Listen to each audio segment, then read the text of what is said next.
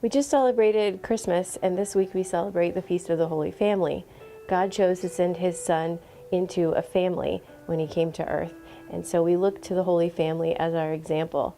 We hear in the first reading that family is a blessing from God. It's the promise of the covenant with Abraham. And oftentimes when we think of the Holy Family, we think of this perfect example, as we should, of holiness.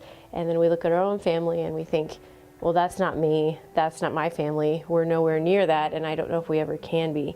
And it can be a little disheartening, reflecting on our own family. But that's not what God's asking. He's asking us to be holy, and in living in our family, he will perfect us. He'll bring us to that perfection. So we hear in St. Paul's letter to the Colossians, "Put on as God's chosen ones, holy and beloved, heartfelt compassion, kindness, humility, gentleness, and patience, bearing with one another and forgiving one another. If one has a grievance against another, as the Lord has forgiven you, so must you also do. And over all these put on love, that is the bond of perfection."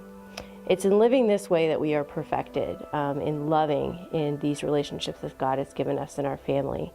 Pope Francis tells us holiness is tied to little gestures. So this week, let's work on our little gestures of love and kindness within our family.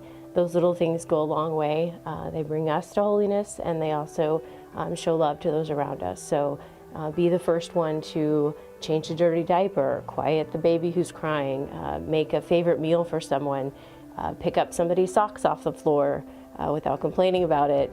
So those little gestures, if there's someone that you struggle with, say a prayer for them throughout the day. As a gesture, maybe if you don't live with them, you can still offer a prayer or sacrifice for them in these gestures of love. That's okay, baby.